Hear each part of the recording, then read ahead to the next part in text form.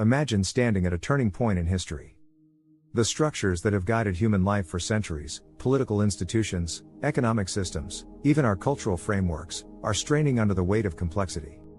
Technologies race ahead faster than our capacity to govern them wisely.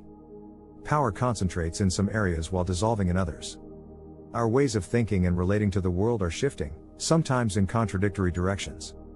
It is a moment that demands not a return to the past, but the creation of something new.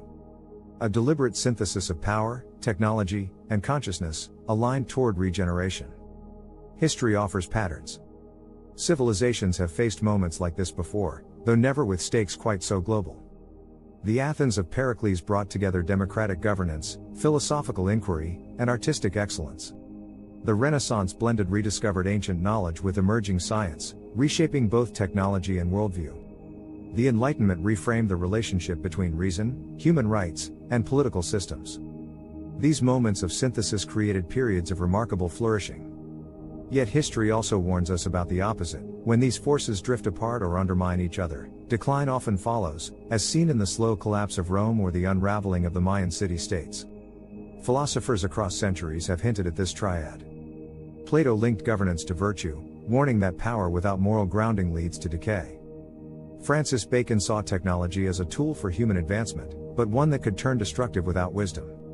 Hannah Arendt explored the fragile nature of political authority when disconnected from shared responsibility.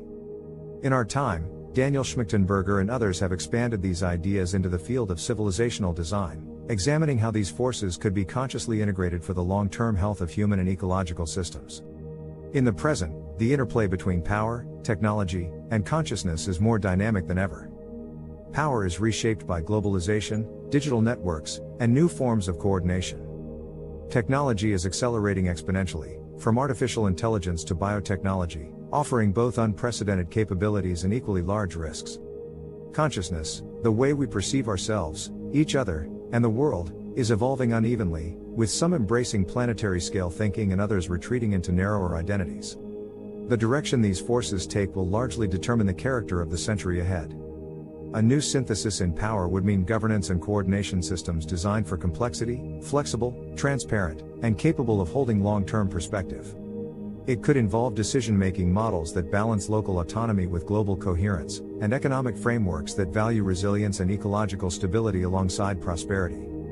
A new synthesis in technology would focus less on speed of advancement and more on alignment of purpose.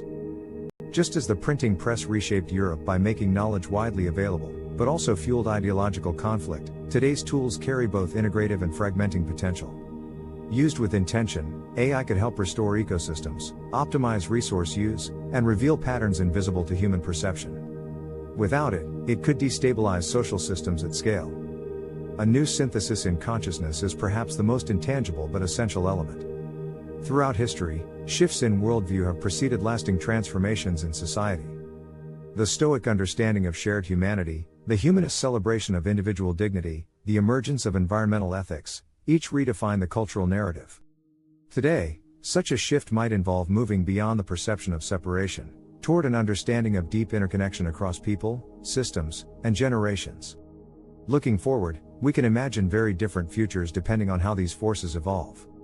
If they remain disconnected, their misalignments could amplify instability and erode trust in the systems that hold society together. But if they are woven into a coherent design, they could form the foundation for a civilization capable of enduring and adapting over centuries. In such a scenario, cities could function as regenerative ecosystems, economies could reinforce ecological health, and education could cultivate both knowledge and wisdom. This synthesis is not a single event or a fixed blueprint, but an ongoing design process, one that learns, adapts, and adjusts as the world changes. It is a pattern visible in the great turning points of history, and one that is available to us now if we can see the whole and act with that perspective in mind. By exploring how power, technology, and consciousness interact, and by considering how they might be intentionally aligned, we are not predicting a guaranteed outcome. We are tracing the outlines of a possibility, one that is as open to failure as it is to flourishing. The choice is not framed as activism or passivity, but as careful attention to the systems we inherit, the tools we build, and the perspectives we cultivate. This is what we mean by a new synthesis, a deliberate, regenerative civilizational design that integrates the structures that govern us, the technologies that enable us, and the consciousness that guides us. In looking at the past, we see its patterns; in looking at the present, we see its urgency; in imagining the future, we see its potential. If you want to continue exploring these ideas and understand the deeper forces shaping our world, subscribe to this channel. The next decades will challenge us to think in ways that match the scale of the problems and opportunities before us, and here, we explore what that thinking could look like.